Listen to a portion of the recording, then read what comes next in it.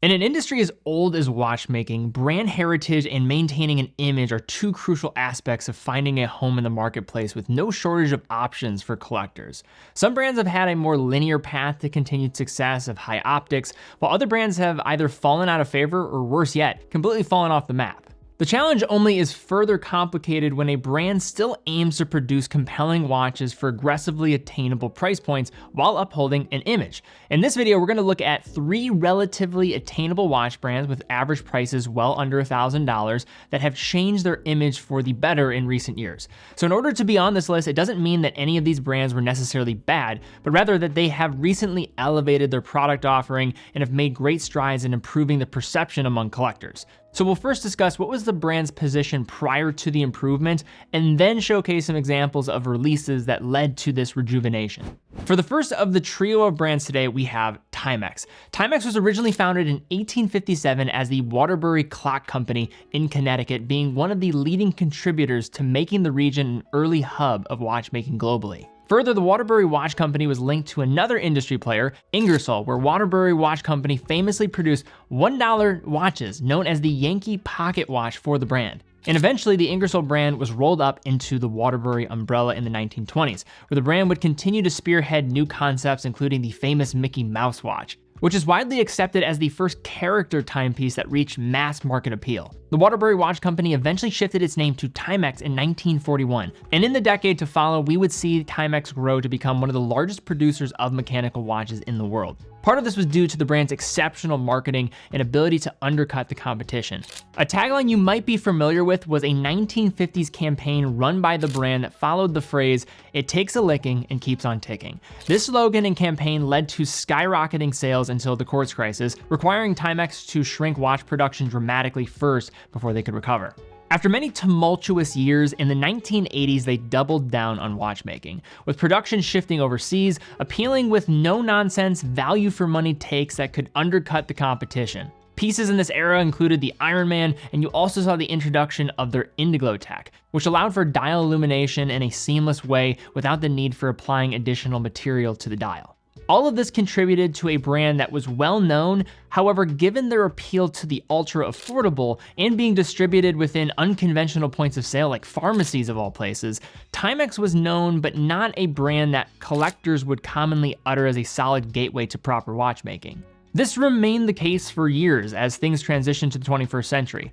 But one moment to pinpoint where things started to change was in 2017, when Timex released a little watch, and I mean physically a little watch, the Timex Marlin.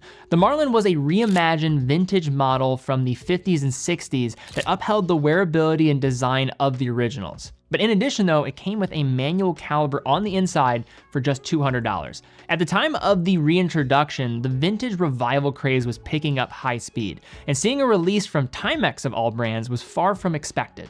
Frankly, it was a pretty bold move, and it elevated the price compared to the norm. Yet this was a huge success for the brand commercially and began to lay the seeds that would shift consumer perception. Timex didn't waste much time after the initial Marlin and released another Marlin in an automatic at 40mm with a Japanese Miyota caliber on the inside. From here, Timex experimented with some other ideas, including a made in the USA watch known as the American Document series, which was a watch that was produced in the United States apart from a Swiss movement on the inside. With the heritage aspect of the brand being a center point of the formula, Timex then released one of the biggest moves yet, the Timex Q. This was a 1970s Pepsi bezel sports watch with a fine link bracelet and nifty battery hatch caseback. At the time of its unveiling, it was one of the hottest pieces under $200, and although it was no world beater in the finishing department, it was a fun and casual wearer that managed to get a grin even out of serious luxury collectors. Timex wasted little time in capitalizing on the refresh, with the Iron Man seeing some interesting new takes, many Snoopy additions, and a flurry of automatic watches becoming part of the strategy. All of this was transformative in enabling the brand to capture more market share among the enthusiast crowd and added further legitimacy to what the brand was capable of. Pieces like the Giorgio Galli S1 automatic are probably the best examples of this, with prices getting closer to that $500 range, but for that price, you're getting a 4Hz Miyota caliber on the inside and a very clean design that is tasteful. So the subject of today is looking at some attainable watch brands under $1,000. I would argue that we just recently in the past month saw the biggest release for a watch under $1,000 for enthusiasts this year with the Hamilton Khaki Field Murph, and they are available on teddybaldisser.com. If you did not see this release, this is two new versions within the Murph family. You had the 42mm, which was the original, unveiled in 2019 directly from the prop watch. Then in 2022, you saw the 38mm option on strap, black dial, but now we have two new versions to choose from. One is a white dial at the 38mm, black strap to go along with it, gives you a much more legible design and is right there with the black dial and being one of the most versatile watches under $1,000 without question.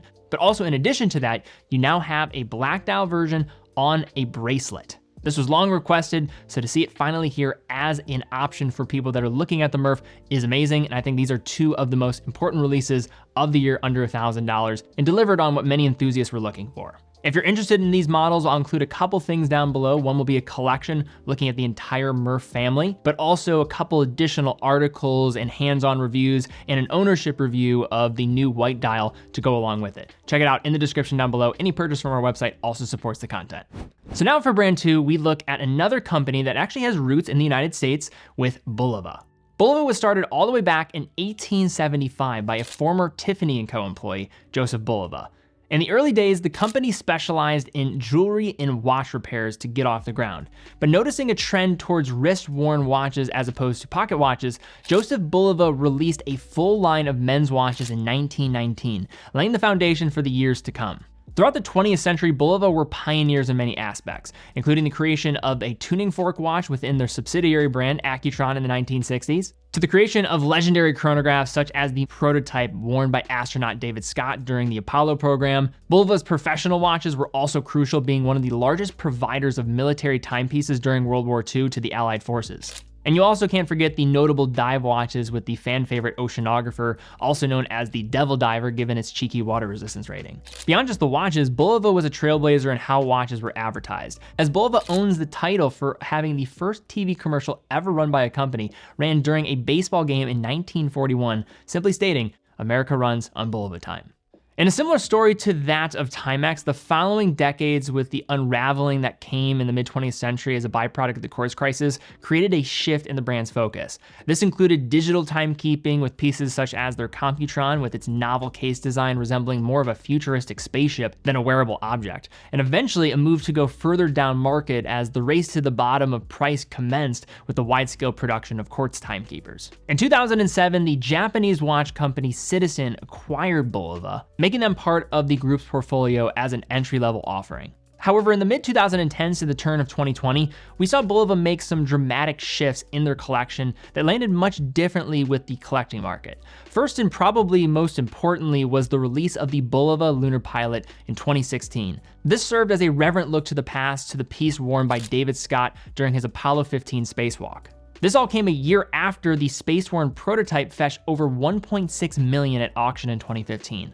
The Lunar Pilot has always given its kudos for successful interpretation of the concept watch, yet not enough praise is probably given to the caliber choice, as the Lunar Pilot is also a vehicle that showcases one of the more innovative progressions from the brand, specifically with the high-frequency quartz on the inside. A traditional quartz has a rate of 32,768 vibrations per second, and that is already mind-bending to think about. But then you look inside the Bulova Lunar Pilot and you see 262,000 vibrations per second coming from that quartz oscillator. This is nearly 8 times the rate of a traditional quartz watch, leading to an accuracy standard that is often quoted within 10 seconds a year. The technology within the Lunar Pilot extends to others, including the rebirth of a 1970s model known as the Jetstar in 2023, which also is going to have that smooth sweep of that second hand to go along with the high accuracy. This tasteful look to the past is delivered in other ways too, with the addition of several throwback creations. Some of my personal favorites are the recreation of the A15 Pilot watch and the Hack Field watches that directly pull from Bulova's superb history in developing military timepieces. Further was the creation of the Millships, a dive watch that was based on a prototype made for the US Navy that underwent testing in the late 1950s. And one final mention where Bulova has dramatically shifted consumer interest is with the unveiling of new movement technology, with the release of the Bulova Wilton being the first watch that I'm aware of to feature the boundary-pushing GMT movement known as the Miyota 9075. This caliber was the first GMT caliber of its kind to operate at 4 Hz under $1,000 while delivering a true or flyer GMT function. In less industry jargon terms, it means that you're able to change the local hour hand without stopping the balance, so no other indication of the time is being affected other than that local hour hand. And for the final brand that we have on our list, we have the Citizen Watch Company. Citizen is a Japanese brand that got its start back in 1930. Over the years, Citizen has proven itself to be an industrial powerhouse when it comes to movement and watch production, with a wide list of innovations coming in their near century-long history. A pillar of Citizen's reputation comes with dive watches, an expertise that they were on the cutting edge of starting back in 1959 with Japan's first manual wound waterproof wristwatch, the Parawater. Citizen established itself further in the field of aquatics with releases such as the Aqualand in 1985, which famously incorporated the first electronic depth gauge on a wristwatch. Citizen's icon, known as the ProMaster Fugu of 1989, became an esteemed creation among recreational and professional divers, with the Fugu even being part of the utilized kit of Italian Navy divers in the 1990s. This era also marked the time when the concept of ProMaster, the brand's professional grade of timepieces, became commonplace. Additionally, the brand Citizen was an innovator in the world of solar-powered calibers with EcoDrive. We're also the creators of the first wristwatch with a titanium case back in the 1970s, and were among the first brands to develop a radio-controlled watch. Yet despite all of this, Citizen throughout the late 90s and 2000s were a brand of two drastically different identities. On one hand, you had the spirit of timeless professional grade watchmaking that kept alive the lasting impression of 20th century watchmaking. Yet on the other hand, they would rely heavily on the sale of what I will call mall watches for the lack of a better term, which valued more ostentatious designs with encrusted and synthetic diamonds or over-the-top licensing products that appeal more to trend than long-standing elements of style. This dichotomy created a segment of collectors who would not look the way of the brand as much compared to others like Seiko or some other comparable Swiss names. Yet in recent years, Citizen have been busy at work showcasing why this perception might no longer be an accurate reflection of what the brand has to offer. Citizen has since doubled down on the concept of ProMaster, with land, sea, and air pieces being available. Specifically, Citizen's ProMaster pilot and dive watches are some of the most regularly seen tools on wrists of professionals in both of these fields. If you were looking to buy a watch from Citizen of the mechanical variety even 5 years ago, it meant that you would most likely have to jump through hoops of navigating JDM product mix. Automatic ProMaster divers were surprisingly not commonplace in many markets around the globe, so when they brought these back, it was a big deal. And then you add into the equation the Series 8, the Ciosas, and the Challenge Diver, you now have a segment that can rival, if not outduel, what many other esteemed brands are producing. The evolution of EcoDrive has now reached a much more mature point, with it becoming an industry standard for quartz oscillating solar-powered watches.